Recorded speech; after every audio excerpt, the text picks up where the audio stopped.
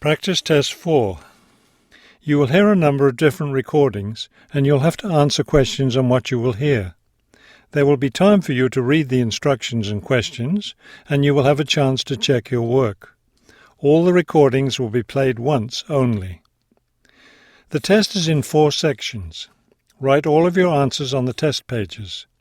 At the end of the test, you will be given 10 minutes to transfer your answers to an answer sheet. Now turn to Section 1.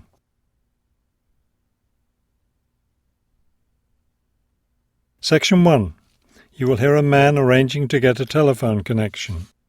First, you have some time to look at questions 1 to 4.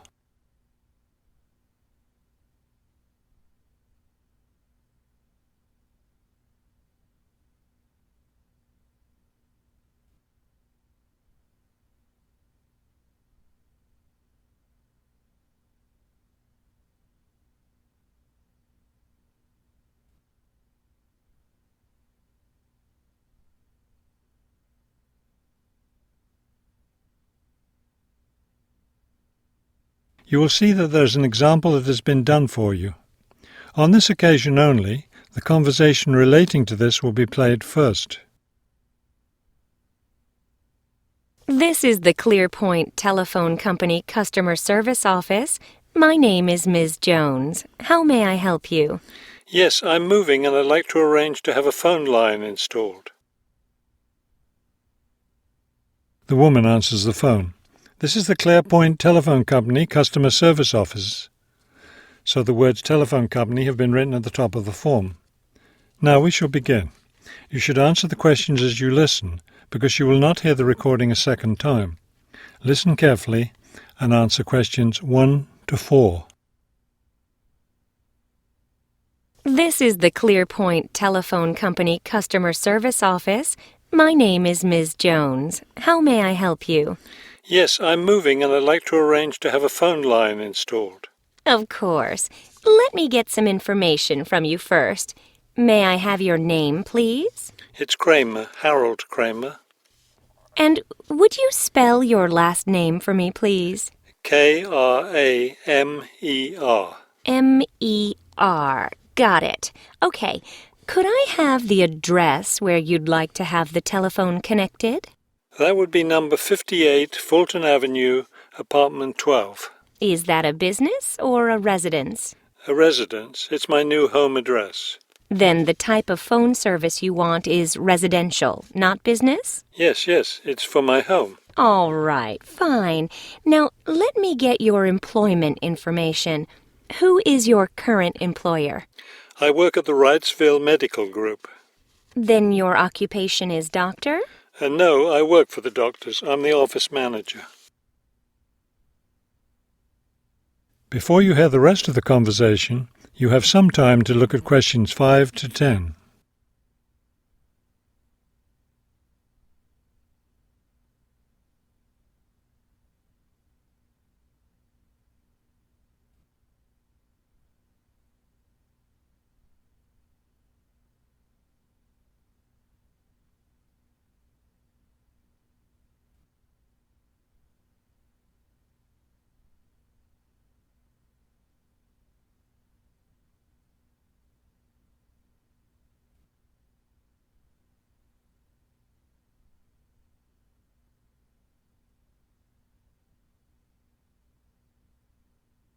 Now listen and answer questions 5 to 10.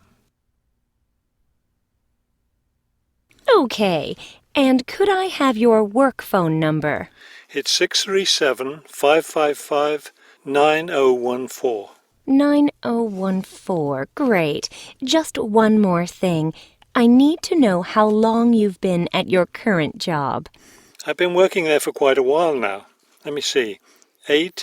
9, that's right, 9 years. Okay, good. You've been there long enough, so I don't need to ask about any other work history. Now, in addition to our basic phone service, we have several special services available. Could you explain them to me? Most customers opt for unlimited long-distance service. It really saves you money if you make a lot of long-distance calls. That sounds like a good idea. Then I'll put you down for long-distance service. Another popular service is voicemail. Voicemail takes all your messages electronically, and all it takes is one simple phone call to retrieve them. Voicemail.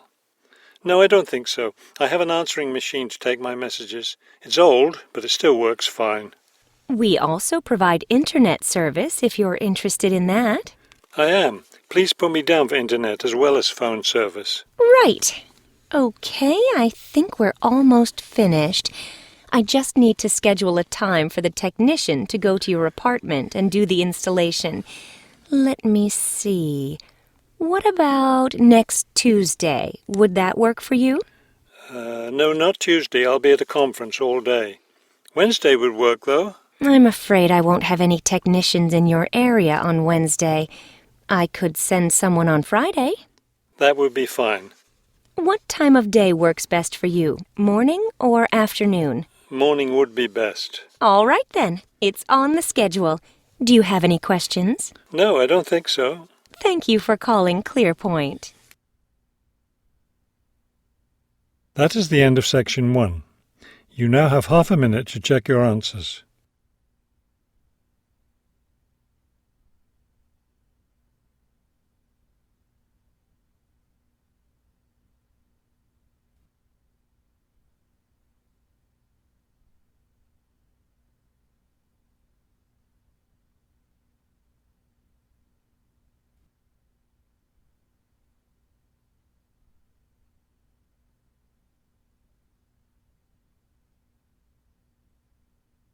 Now turn to section 2.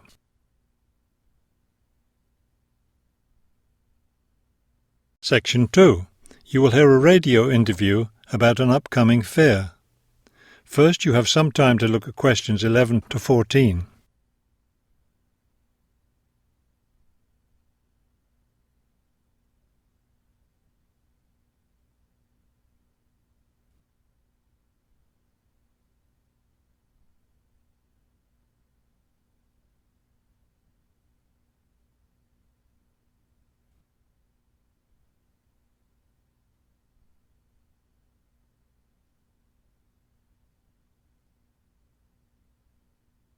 As you listen to the first part of the talk, answer questions 11 to 14. Good afternoon and welcome to City Hour, the radio show that brings you all the latest information about events in and around our city. Today we have with us Cynthia Smith, who is heading up this year's City Fair. Cynthia, would you start by giving us some of the basic information about the fair? Where will it take place this year? I'm glad you asked that question because I know most people will be expecting the fair to be at the fairgrounds as usual, but we've had to change the location this year due to some construction work. You know, they're building the new high school in that neighbourhood and they've been using the fairgrounds as a place to store construction materials. So we've moved the fair to City Park, which I think is a wonderful location. Yes, that will be a great place for the fair. I understand that the fair begins on Friday morning with a special opening event. Actually, it won't begin until that evening, but you're right about the special event. Traditionally, we've begun with a parade, but this year our opening event will be a special dance performance. And the most exciting part is that the mayor will be one of the dancers. The mayor is a woman of many talents. Cynthia, could you tell our listeners about the price of admission? What will it cost to attend the fair? We're trying to keep the price down as much as possible. A 3-day pass is just $25, or you can buy a Saturday or Sunday only pass for $15. The opening event on Friday, the dance performance, doesn't cost anything to attend, and we're hoping a lot of people will come to watch that. Before you hear the rest of the talk, you have some time to look at questions 15 to 20.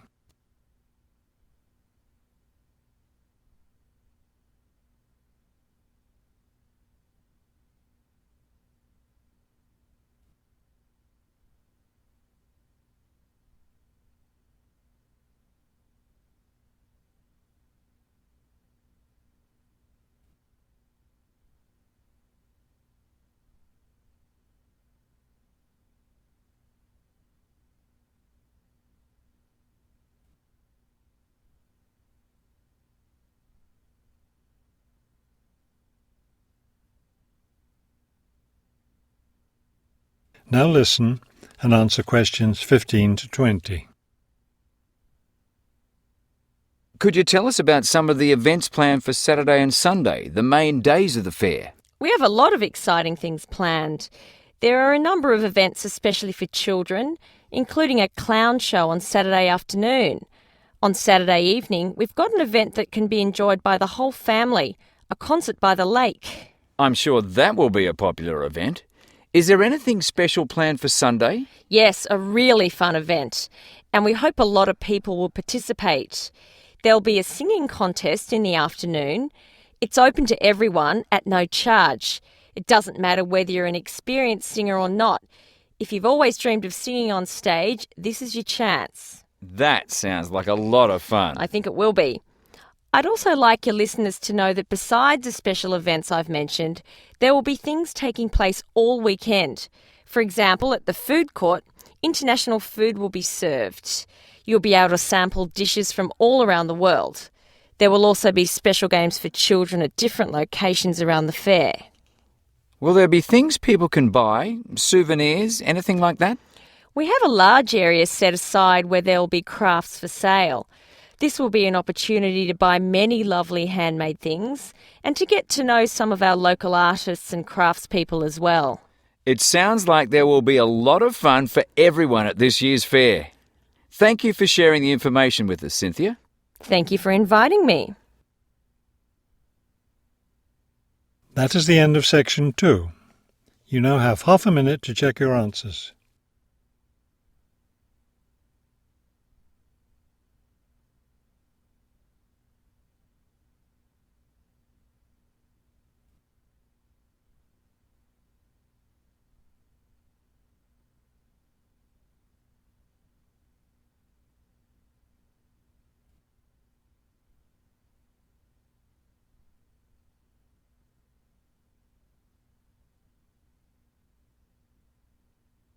Now turn to section 3.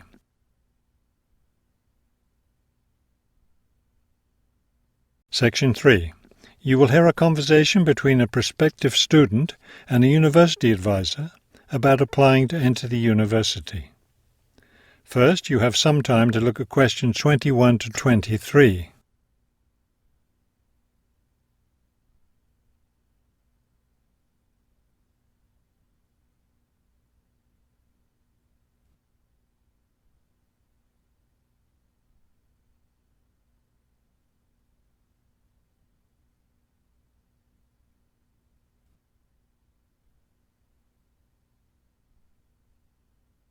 As you listen to the first part of the conversation, answer questions 21 to 23.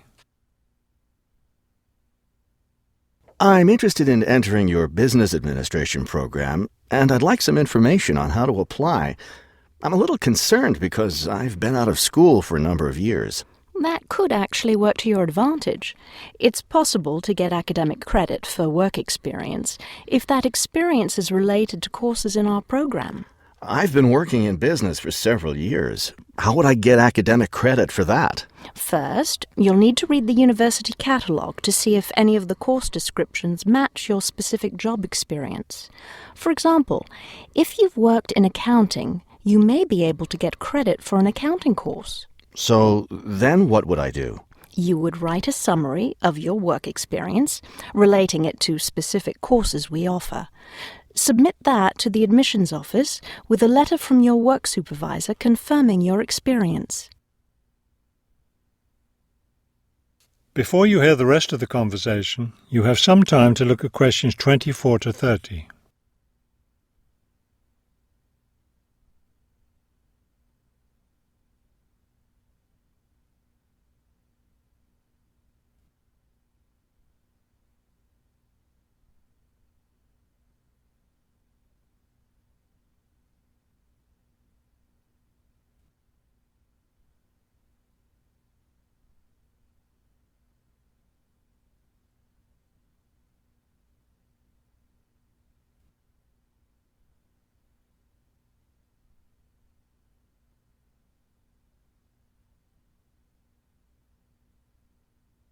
Now listen and answer questions 24 to 30. Would I submit those things at the same time that I apply for admission? That would be the best idea. Have you looked at our course catalogue yet? No, not yet. I guess I should do that soon. Just go to the university website and you'll find it there. Okay. Can you tell me how the admissions process works? Well, first you'll need to fill out an admissions form and submit it. That's on the website as well. Of course, you'll need to make sure you meet all the admissions requirements. How can I know what those are? The best way to understand them is to come to a special session we're having for prospective students next Wednesday evening. We'll explain the process then and go over the requirements and answer any questions you may have. That sounds great. I'd like to attend. Good. It's at 7 o'clock. Just go to the meeting room in the basement of the library. You know where that is, right? Next to the Student Services Center? Yes, that's it. It'll be a really informative session because it'll also give you a chance to meet several of the professors and get more information about them. By the way, did you come by car today? No, bus, but I'll probably drive on Wednesday. You'll need to get a parking pass then. How do I do that? Can I download one from the website? No, you have to get it in person from the Student Services Center. Just tell them you're here for the meeting at the library.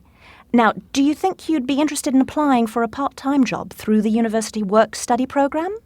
I'm considering that. How can I find out what kinds of jobs are offered? You can access the job listings from the computers in the library.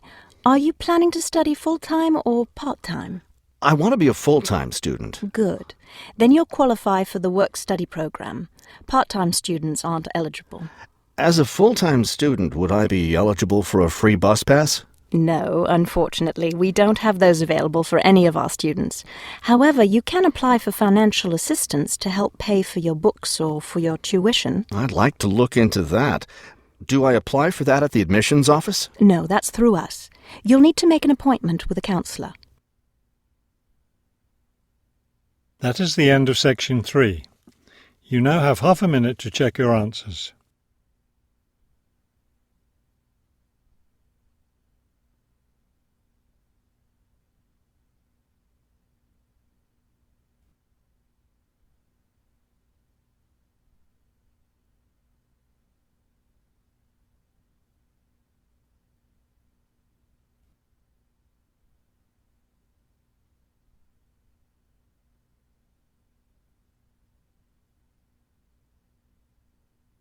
Now turn to section 4.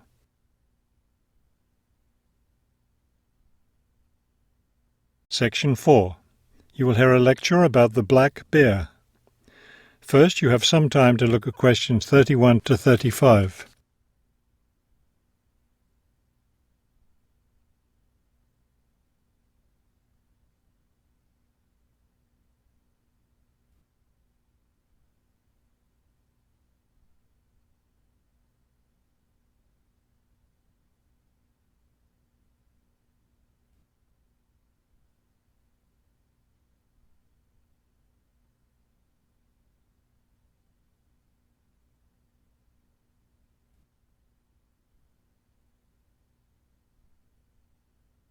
Now listen carefully and answer questions 31 to 35.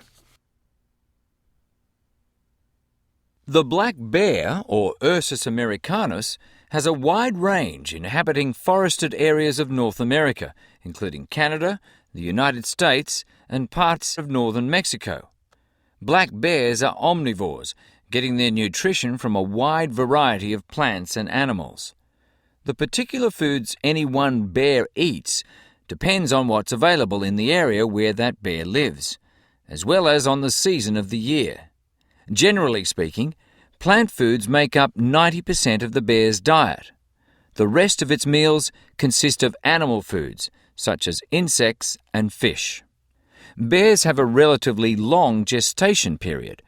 Mating takes place in the spring or early summer, but bear cubs aren't born until the following winter. Usually, 2 cubs are born at a time, although some litters may have as many as 5 cubs. Bear cubs are dependent on their mother and may stay with her for close to 2 years. Wild black bears can live as long as 25 years. They've lived for as long as 30 years or more in captivity. Before you hear the rest of the talk, you have some time to look at questions 36 to 40.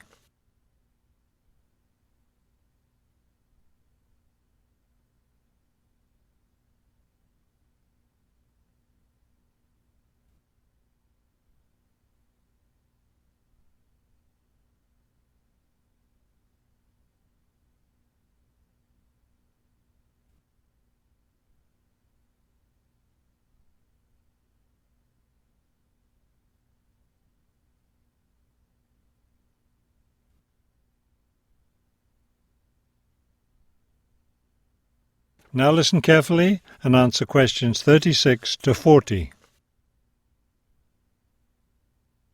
Much of the black bear's range coincides with the range of its close cousin, the grizzly bear. Although these bears are somewhat similar in appearance and habits, it isn't difficult to tell the difference between them.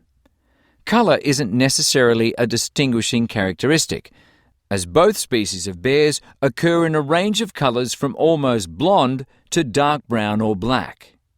Many black bears, however, have a patch of fur on their chests that's lighter in colour than the rest of their fur. Grizzly bears don't have this patch. Size isn't always a distinguishing feature either, although grizzly bears are usually heavier with an average weight of 225 kilos. Black bears average 140 kilos in weight. Grizzly bears spend time digging in the ground for roots and tubers that make up part of their diet. The large muscles they need for this give them a distinct shoulder hump. This hump is absent in black bears, which don't do the same kind of digging. The shape of the face and ears is also different in each species of bear.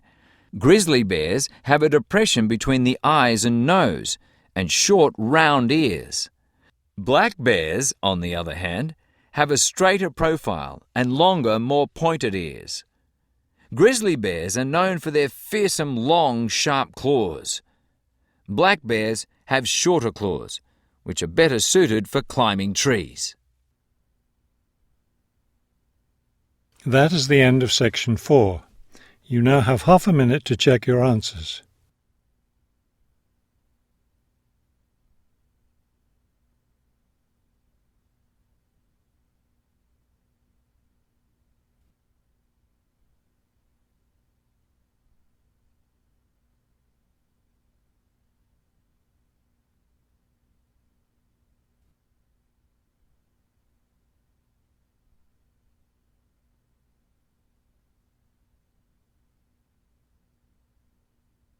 You will now have 10 minutes to transfer your answers to the listening answer sheet.